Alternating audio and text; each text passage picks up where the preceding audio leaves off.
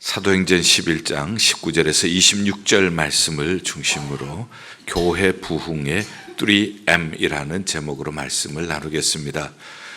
오늘 우리 교회 창립 31주년 기념주일입니다. 우리 교회 생일이죠. 그런데 지금 오늘 이 시대를 이렇게 살펴보면은 오늘 이 시대는 참 힘든 시대다 하는 것을 생각을 해봅니다. 마치 오늘 읽었던 사도행전 11장에 있는 안디옥 교회처럼, 자, 예루살렘 교회에 핍박이 있어서 이제 흩어지게 되었습니다. 흩어진 사람들이 그 환난 가운데 그냥 흩어져 있는 것이 아니라 흩어져서 복음을 전했다는 거예요.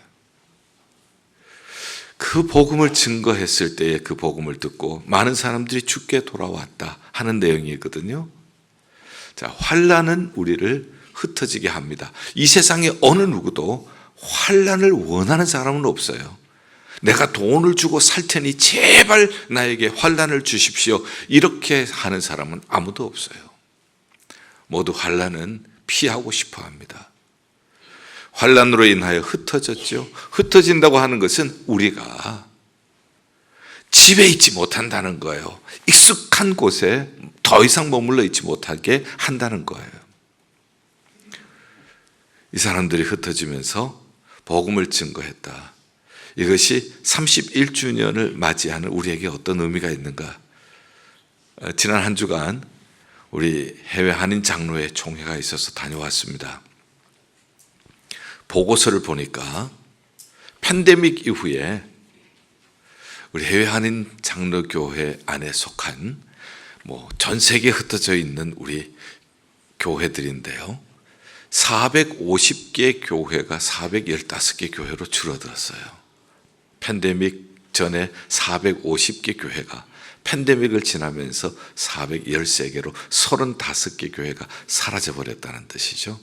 세례교인이 팬데믹 전에 6만 8천 명이었는데 이제 팬데믹이 지나면서 세례교인이 5만 3천 명으로 줄어들었습니다. 1만 5천 명의 세례교인이 사라져버린 거예요. 팬데믹 전후를 해서 한국에는 2천 명의 교회가 문을 닫았고 미주에는 1,000개의 교회가 문을 닫았다 하는 얘기를 대충 통계적으로는 들었습니다만, 우리 총회의 이 모든 교회의 보고를 받아서 통계를 내어서 제출한 보고서를 보면서 남의 얘기가 아니라는 것을 깨닫게 되었어요. 그러나 우리가 여기에서 팬데믹 이후에 다 그런 거죠. 팬데믹 때문에 그렇죠. 팬데믹 이후에 교회가 제대로 대처를 못해서 그렇죠, 이렇게 하면은 상처로만 남아 있어요. 그러나 오히려 팬데믹이라고 하는 환난이 은혜를 만나게 되어주면은 이 팬데믹은 은혜를 담는 그릇이 되어질 거예요. 그리고 이 팬데믹을 지나는 성도님들은 팬데믹이라고 하는 바람을 지나면서 오히려 알곡이 될 수가 있어요. 어린 시절 시골에 살면서 키질 하는 것을 보았습니다. 키질은 안방에서 하는 것 아니에요. 마당에서 하는 겁니다. 마당의 바람을 이용해서 키질을 하면은 쭉정이는 밖으로 나가고 알곡은 남게 되어지죠. 이 환난의 바람이라고 하는 것은 잘 이용하면은 우리의 쭉정이와 같은 모습은 사라지고 알곡의 모습만 남게 될 수 있는 기회가 된다는 뜻입니다. 자, 그래서 저는 이 환난이라고 하는 말, 안디옥 교회에 있었던 이 환난이라고 하는 말, 우리에게는 팬데믹이라고 하는 말과 연결시켜서 이해를 해보았습니다. 자, 그렇다면은 이제 우리는 어떻게 해야 할 것인가? 안디옥 교회는 이 환난을 지나고 나서 어떤 열매가 맺어졌는가 하면은 21절에 수많은 사람들이 믿고 주께 돌아왔더라. 24절에 큰 무리가 주께 더하여지더라. 환난 때문에 수많은 사람들이 주께 더하여졌고 주께 돌아왔어요. 이것을 우리는 부흥이라고 쉽게 얘기할 수가 있습니다. 그러나 우리는 부흥을 수적인 증가로만 생각을 하는 경향이 있는데, 하나님의 마음에 있는 부흥은 수적으로 증가하는 것만을 의미하는 것이 아니라 주께 더하여 지더라, 주를 떠난 사람들이 주께 돌아오더라. 이게 진정한 부흥이에요.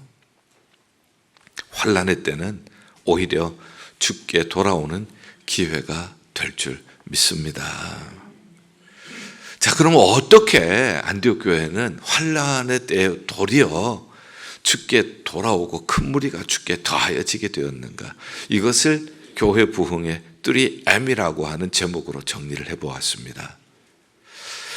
안디옥 교회는 20절에 보면은 흩어졌지만은 주 예수를 전파하니 주의 손이 그들과 함께 하심에 수많은 사람들이 믿고 주께 돌아오더라.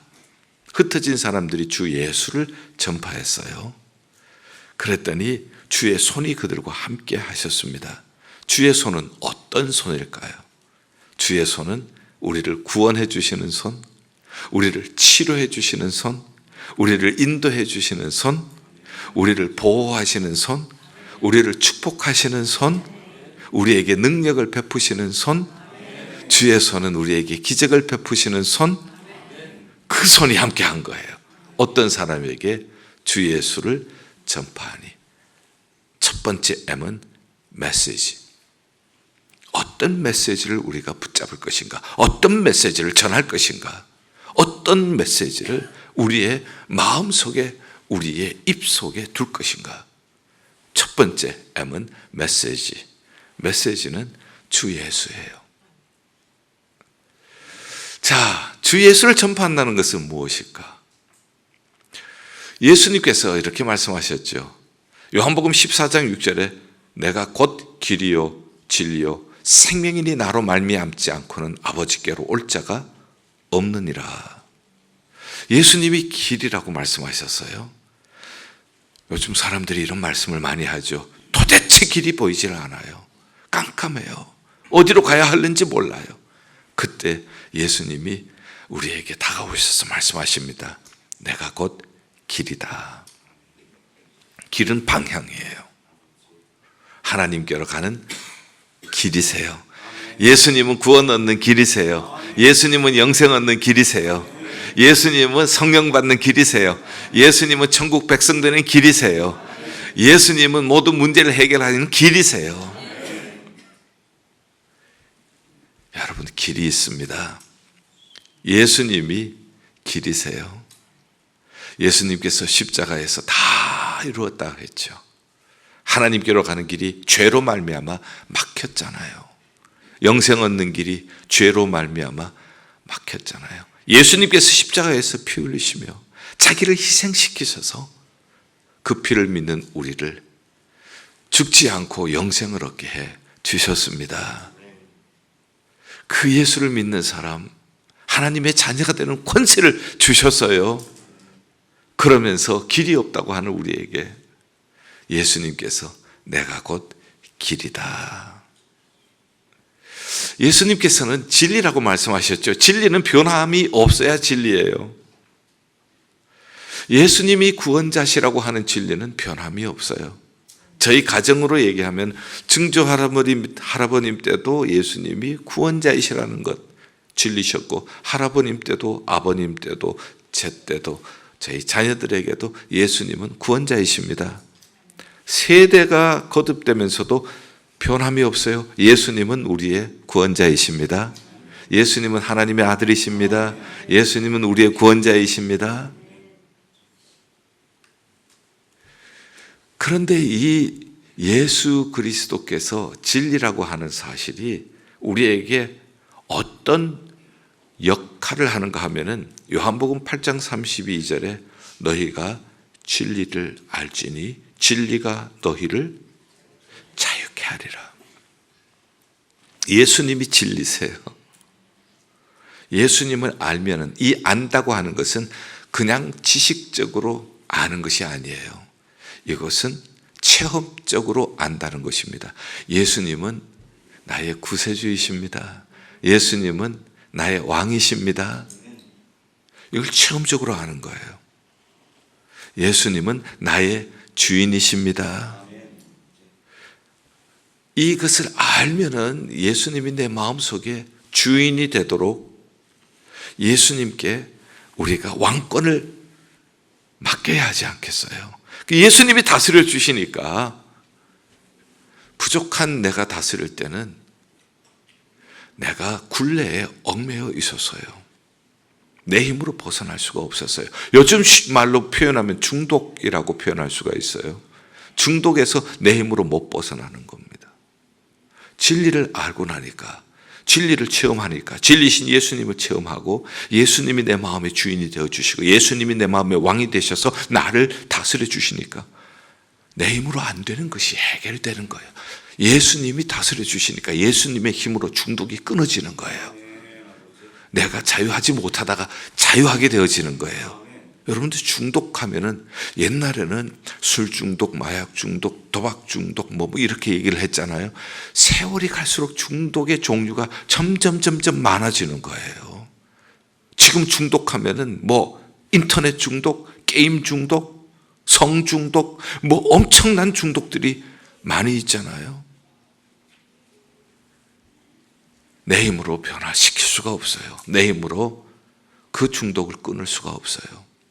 그러나 예수님께서 내 마음에 왕으로 오시고 주인이 되셔서 예수님이 내 마음을 온전히 다스려 주실 때에 예수님의 능력으로 중독은 끊어지게 될 줄 믿습니다. 저는 많이 보았습니다. 예수님이 역사하시는 곳에 인간의 힘으로 할 수 없는 것들이 예수님의 능력으로 되는 것을 보았습니다. 예수님은 진리세요. 예수님은 생명이십니다. 생명이라고 얘기하는 것은 죽으면 생명이 될 수가 없어요. 예수님은 죽으셨다가 사흘 만에 부활하셨습니다. 예수님께서 부활하셨기 때문에 죽을 우리도 다시 살려주실 수 있는 능력이 그에게 있는 줄 믿습니다. 사람들이 두려워하는 것은 죽음이잖아요. 이 세상에 살면서 아무리 부귀영화, 물질 많이 가져도 죽을 때는 다 놓고 가잖아요. 그래서 안 죽으려고 하잖아요. 죽음을 두려워하지만 그러나 우리는 두려워하지 않아요. 왜? 예수님은 죽음을 이기셨기 때문입니다. 예수님은 죽을 우리 몸도 다시 살리시기 때문입니다. 이 세상에 많은 종교 지도자들이 있지만 저들의 끝은 죽음이에요. 그러나 예수님은 살아나셨습니다. 우리에게 소망이 되어 주셨어요. 무엇을 우리가 증거하겠어요? 인간의 철학을 얘기하겠어요? 사상을 얘기하겠어요? 무엇을 우리가 얘기하겠어요? 종교를 얘기를 하겠어요? 무엇을 얘기를 하겠어요? 예수밖에 없어요. 지금 과학 만능 시대라고 얘기하지만 과학이 만능주의가 되어지면서 물질이 많아지고 우리가 삶이 편리해졌는지는 모르지만 지금 길을 잃어버렸잖아요. 어디로 가야 하는지 모르잖아요. 그러나 길을 잃은 오늘 이 시대에 전쟁이 끊어지지 않고 전염병도 끊어지지 않고 기후변화로 예상치 않았던 전에 없던 이상한 그러한 현상들, 지금 지구가 몸살을 앓고 있잖아요. 길이 안 보여요. 예수님은 말씀하십니다. 내가 길이다. 모두가 중독으로 얽매여서 자유를 잊어버리고 있는 이때 예수님이 내가 진리다. 예수님을 체험할 때 예수님이 우리를 자유케 해주실 줄 믿습니다. 죽음의 공포로 두려워하는 우리에게 내가 생명이다. 무엇을 우리가 전하겠어요? 이 시대에 어떤 것을 붙잡겠어요? 예수밖에 없어요. 우리가 전할 소식은 예수밖에 없어요. 우리가 들어야 할 소식도 예수밖에 없어요. 우리가 영원히 부를 노래도 예수밖에 없어요.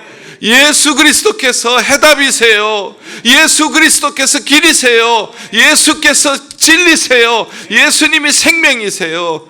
그를 믿으면 우리가 영원한 생명을 얻게 될 줄 믿습니다. 메시지, 오늘 이 시대에, 이 혼돈의 시대에 우리가 다시 붙잡아야 할 본질, 그것은 바로 예수인 줄 믿습니다. 첫 번째 M, 메시지는 예수 그리스도입니다.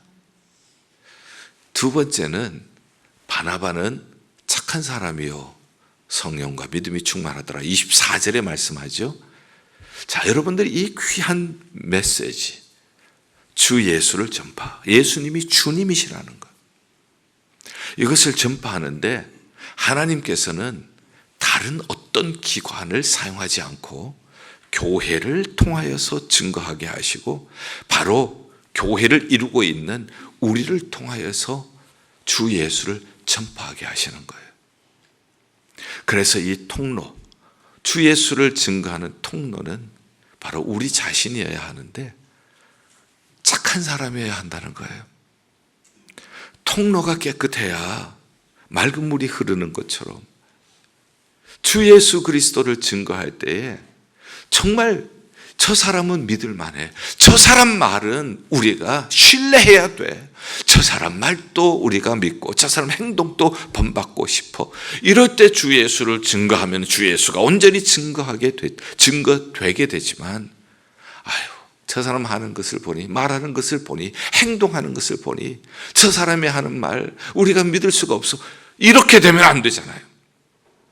그래서 두 번째 M은 메신저, 메시지를 증거하는 메신저는 착한 사람이어야 해요. 이 착한 사람은 어떤 사람인가? 나는 착한 사람이에요. 나는 성격이 너무 좋아요. 착한 사람이에요. 이걸 얘기하는 거 아니에요. 저 사람은 성격이 나빠요. 틀렸어요. 이것도 아니에요. 착한 사람은 어떤 사람인가? 23절 보죠. 바나바는 착한 사람이라고 했는데 안디옥에 부흥이 일어나고 있으니 예루살렘에서 바나바를 파송을 했죠. 그가 이르러 하나님의 은혜를 보고. 착한 사람은 무엇을 보는 사람?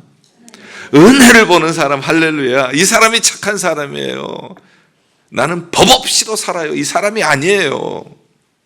착한 사람은 은혜를 보는 사람이에요. 은혜가 뭐예요? 받을 자격이 없는 사람이 받는 게 은혜잖아요. 31주년을 맞이했습니다. 우리가 무엇을 볼 거예요? 지금도 여전히 우리 교회는 해결해야 할 문제도 있고요. 여러 가지 부족한 점도 있어요. 무엇을 볼 것인가?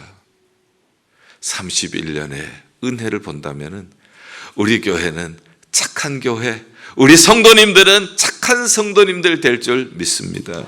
착한 사람은 은혜를 보는 사람이에요. 좀 더 구체적으로 말씀을 드릴게요. 은혜를 본다고 하는 것은 은혜의 주님을 통하여서 본다는 뜻이에요. 이게 이해가 되어야 해요. 그래야 은혜를 본다고 하는 말이 이해가 되어져요. 은혜를 본다고 하는 것은 은혜의 주님, 예수님을 통하여 본다는 거예요. 어제 우리 김종수 집사님 장남 결혼식이 있었어요. 제가 그때 그 얘기를 했어요. 이제 부부가 한 가정을 이루는데 남편은 은혜의 주님을 통하여서 아내를 보고 아내는 은혜의 주님을 통하여서 남편을 보라. 지금 부족해도 내가 부족할 때 예수님 기다려 주셨던 것처럼 예수님의 시선으로 기다려 주라고. 지금 나에게 상처를 줬다고 해도 그래도 은혜의 주님을 보면서 원수된 나를 용서해 주셨던 것처럼 은혜의 주님을 통하여서 보면은 용서할 수 있는 힘을 얻게 될 것이라고 얘기를 했습니다. 이것은 한 가정뿐만이 아니에요. 이것은 교회 공동체도 역시 마찬가지입니다.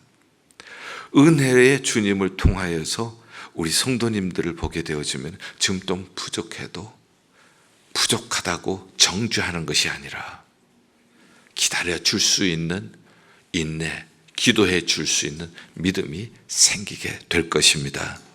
지금 비록 내 마음을 좀 아프게 한다고 해도 옛날 같으면은 마음을 아프게 하면은 그 그 사람 만나고 싶지 않아요. 저기 오면은 나는 딴 길로 가. 어쩌다가 부딪혔다 하면 고개를 돌려. 그 사람 있는 데는 다 같이 식사 시간에도 나는 배가 불러서 지금 속이 안 좋아서 그 자리를 일어나. 왜? 밥 먹다가 체할까 봐. 그러나 은혜의 주님을 통하여서 보면은 주님께서 내가 원수 되었을 때 원수를 위하여 피 흘렸잖아요.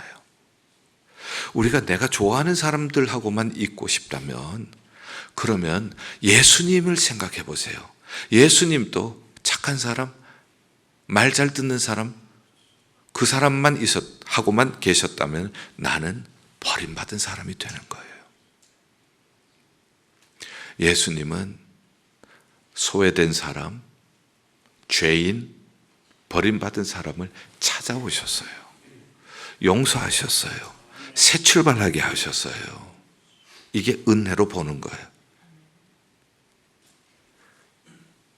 그러니 우리가 메시지는 알아요. 이 메시지가 주 예수 그리스도시구나. 이건 알아요. 그런데 메신저가 중요하다는 것을 거의 생각을 하지 않고 신앙생활을 하고 있다는 겁니다. 그러니 나는 은혜의 주님을 통하여서 이웃을 보지 않고 내 시각으로 보는 거예요. 내 감정으로 보는 거예요. 그러니 상처가 계속 쌓이게 되어지는 겁니다. 그런 사람이 복음을 증거할 때, 상처 준 사람이 증거할 때 누가 믿겠어요? 부족해도 기다려주고, 내가 상처를 줘도 용서하고, 먼저 다가와서 손잡아주고, 사랑한다고 얘기해주고, 고맙다고 얘기를 해주고, 이런 사람이 매력이 있잖아요. 매력이 있어야 향기가 있는 꽃에 벌들이 모이는 것처럼 매력이 있어야, 끄는 힘이 있어야 거기에 사람들이 오고 다니겠어요. 메신저가 중요합니다. 메시지가 중요하지만은 메시지 다음으로 중요한 것은 메신저가 중요해요.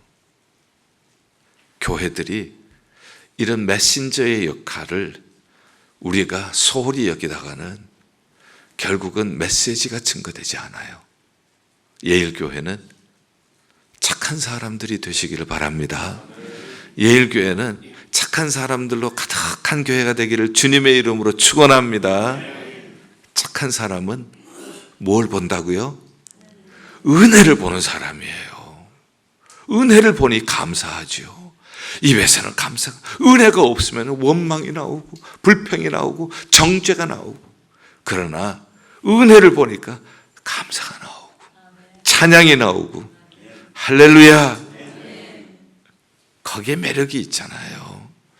옛날에 신학교 갈 때에, 요즘은 이런 얘기 잘 안 하더라고요. 근데 저는 자꾸 해요. 우리 신학생들에게 옛날 우리 어른들이 하신 말씀에 정말 귀담아 들어야 할 진리가 있거든요. 목사가 되기 전에 뭐가 먼저 되라? 사람이 먼저 되라. 그 얘기를 하셨어요. 목사가 되었는데 사람이 안 된 거야. 그런데 어떻게 복음이 증거되겠어요? 착한 사람이 되어야 돼요. 그래야 복음이 온전하게 증거될 줄 믿습니다. 두 번째 M은 메신저. 메신저는 착한 사람이 되어야 합니다. 바나바는 착한 사람이요 성령과 믿음이 충만하더라. 착한 사람은 일하는 방법. 세 번째 M은 방법이 영어로 뭐예요? method. 세 번째 M은 method. 우리가 어떤 방법으로 생각하고 어떤 방법으로 교회 일을 할까? 메소드는 성령과 믿음으로. 자, 이 성령 충만이 왜 중요한가? 갈라디아 5장 17절, 우리 마음속에 두 가지 법이 있는데 하나는 성령, 하나는 육체의 법. 성령의 열매는 사랑과 희락과 화평, 오래 참음, 자비, 양성, 충성, 온유, 절제 9가지. 그러나 육체의 일은 현저하니 갈라디아 5장 19절부터 나오죠. 이단과 술수와 분냄과 당 짓는 것과 시기와 분쟁과 이 2가지가 있는데 서로 싸우는 거예요. 서로 대적을 하는 거예요. 성령이 힘이 세면은 육체의 소욕이 힘을 잃어버리고 육체의 소욕이 힘을 쓰게 되어지면 성령의 열매는 없어지게 되는 거예요. 언젠가도 여러분들과 나눈 말씀입니다. 어떤 인디안 추장이 살았어요. 손자가 와서 할아버지 재미있는 이야기 좀 해주세요. 그래서 할아버지가 얘기를 합니다. 우리 마음속에는 2마리 늑대가 있단다. 한 마리 늑대는 착한 늑대, 한 마리 늑대는 나쁜 늑대야. 손자가 묻습니다. 할아버지, 그러면 어떤 늑대가 이겨요? 할아버지가 말씀하셨죠. 네가 밥 주는 늑대가 이긴단다. 나쁜 늑대에 밥 주면은 나쁜 늑대가 힘을 얻어서 착한 늑대 잡아먹는다는 거예요. 착한 늑대에 밥을 주면은 착한 늑대가 힘을 얻어서 나쁜 늑대를 물리친다는 거예요. 이 인디안 할아버지는 성경을 몰랐지만 그러나 성경의 이야기를 이해를 하기 쉽기 위하여 좋은 일러스트레이션이 예화가 된다고 봅니다. 우리 마음속에 2마리 늑대가 있는 것이 아니라 2가지 법이 있는 거예요. 우리 마음속에 성령이 있고 하나는 육체의 법이 있어요. 내가 밥 주는 것이 힘을 얻게 되어져요. 내가 성령을 의지하고 성령을 사모하고 이렇게 하면은 성령이 힘을 얻어서 내 마음에 있는 내 안에 있는 육신의 법을 물리쳐요. 그러나 반대로 내가 육신의 법을 따라서 살게 되어지면은 육신의 법이 분냄과 술수와 당 짓는 것과 시기와 분쟁 이런 것들이 성령의 열매를 못 맺도록 그렇게 가로막는다는 거예요. 그러니 우리는 성령 충만은 선택이 아니에요. 이거는 필수예요. 술 취하지 말라 이는 방탕한 것이니 오직 성령의 충만을 받으라 명령이에요.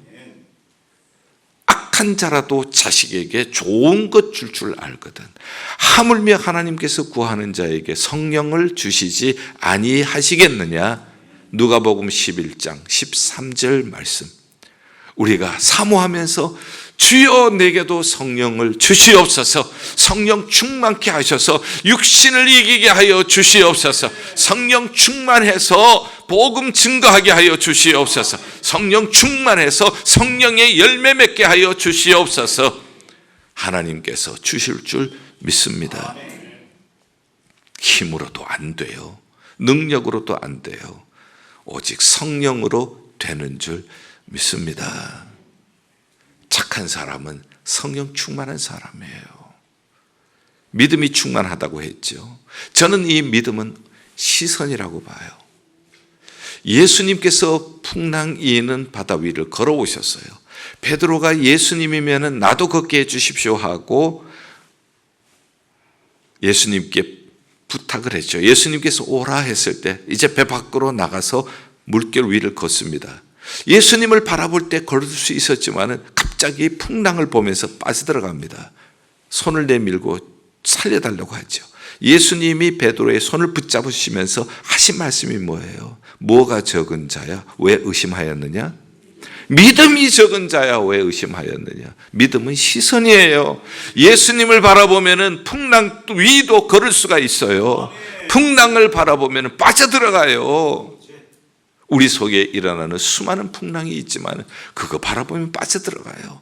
그러나 주님을 바라보면 우리가 풍랑 위도 걷게 될 줄 믿습니다. 이것이 바로 은혜를 본다는 뜻이에요. 조금 전에 설명드렸던 은혜를 본다는 거예요. 예수님을 바라본다. 예수님을 통하여 주신 은혜를 바라보는 거예요. 그러면 풍랑 위를 걷게 되어져요. 요즘 우리 제자훈련 2021은 독일 신학자 디트리히 보네퍼의 책을 읽고 있습니다. 라이프 투게더라고 하는 신도의 공동생활이라고 하는 책을 우리가 읽어요. 그리고는 이제 독후감을 서로 나누는데 너무너무 우리 성도님들이 그 말씀을 잘 이해를 하고 나누는데 제가 많이 은혜를 받게 되었습니다. 이 보네퍼는 교회 안에는 두 가지 공동체가 있는데 하나는 영적인 공동체가 있고 또 하나는 심리적인 공동체가 있다는 겁니다. 영적인 공동체는 하나님이 주신 은혜를 통하여 공동체를 보는 거예요. 그래서 아까 말씀드린 것처럼 하나님이 주신 은혜를 통하여 주님이 날 기다려 주셨으니 내가 기다려주고 주님 날 용서해 주셨으니 나도 용서하고 주님께서 은혜를 베풀어 주셨으니 감사하고 그 주님을 사랑하고 이것이 영적인 공동체. 그런데 이 심리적인 공동체는 예수님을 통하여서 보는 것이 아니라 자기 심리, 자기 감정, 자기 정신을 통하여서 다른 사람을 보는 거예요. 그래서 다른 사람이 내게 나쁜 일을 상처를 줬거나 나를 또 힘들게 했다면은 내 시선이 피하는 겁니다. 내 시선이 그 사람과 마주치고 싶어 하지 않는다는 거예요. 그래서 이 영적인 공동체는 나도 좋고 이웃도 좋아요. 다 좋아져요. 은혜로 보니까 여기에는 감사와 사랑이 넘쳐요. 섬김이 있어요. 그런데 이 심리적인 공동체, 이 정신적인 공동체는 나는 좋은데 남은 상관하지 않아요. 나만 좋으면 돼요. 자기의 욕망, 자기의 야망, 이것이 앞서기 때문에 다른 사람은 어떻게 되든지 신경을 안 써요. 그러다가 내가 저 사람과 만나서 좋았어요. 그런데 어느 날 저 사람이 안 좋아졌어요. 그러면은 금방 헤어질 수가 있어요. 왜 이렇게 그렇게 친하던 사람이 갑자기 원수가 됐어? 그것은 바로 이러한 심리적인 공동체로 본 거예요. 나는 좋은데 다른 사람은 어떻게 되든지 상관없어. 내 좋음을 위하여, 나의 유익을 위하여 그 사람은 존재하는 것밖에 없다는 거예요. 여기는 정죄가 있고 여기는 시기와 질투와 경쟁이 있고요. 이것은 마침내 교회 공동체를 파괴하는 일이 된다. 이게 보네퍼의 이야기인데 성도님들이 이것을 진지하게 나누시더라고요. 나누시면서 그랬구나. 내가 지금까지 교회 안에서 정신적인 공동체로 교회를 봤구나.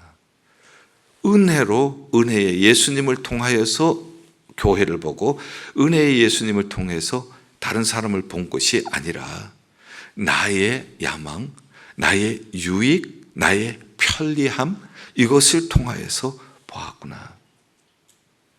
이렇게 되어지니까 가까웠던 사이도 멀어지게 되어지고 그래서 그렇구나 하면서 회개를 하고 영적인 공동체가 되도록 이제 우리가 힘을 써야 되겠다 하는 이야기를 나누시는 거예요.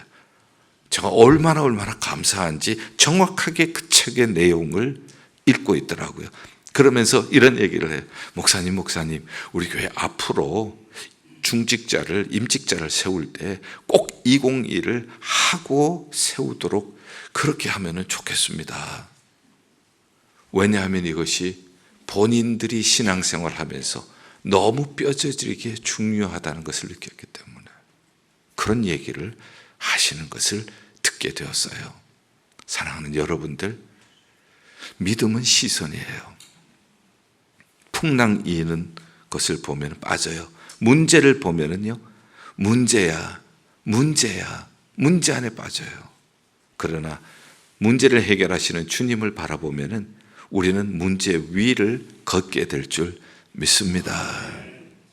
예수님을 통하여서 보면은 거기에는 용서가 있고, 예수님을 통해서 보면은 거기에는 인내가 있고, 예수님을 통해서 보면은 거기에는 원수라도 사랑이 있고, 이런 영적인 공동체가 되어질 때에 건강한 교회, 이 어려운 환난의 시대에 팬데믹 이후에 교회는 사라지고 성도 수는 급감하는 이러한 시대에도 주께서 구원받는 자의 수를 더하고 큰 무리가 주께로 돌아오는 교회로 하나님께서 사용하실 줄 믿습니다.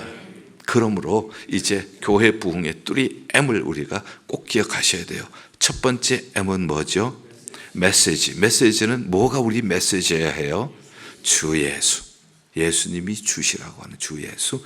그 다음에 두 번째 M은 메신저. 메시지를 증거하는 메신저가 중요한데 메신저는 어떤 사람이 되어야 한다고요? 착한 사람이 되어야 해요. 예일교회 성도님들 모두 착한 사람 되시기를 다시 한번 축원합니다. 착한 사람은 뭘 봐요? 은혜를 보는 거예요. 부족함을 보는 것이 아니라 은혜를 보는 거예요. 은혜의 주님을 통하여서 교회를 보고 은혜의 주님을 통하여서 형제 자매를 보는 거예요. 그리고 이 착한 사람이 일하는 세 번째 M은 M이 뭐죠? 메소드. 이 메소드는 무엇과 무엇이 메소드여야 한다고요? 성령과 믿음. 두 가지 법이 있다고 했죠. 성령으로야 육신의 법을 이기고 믿음은 시선이에요. 주님을 봐야 물결 위를 걸을 수가 있어요.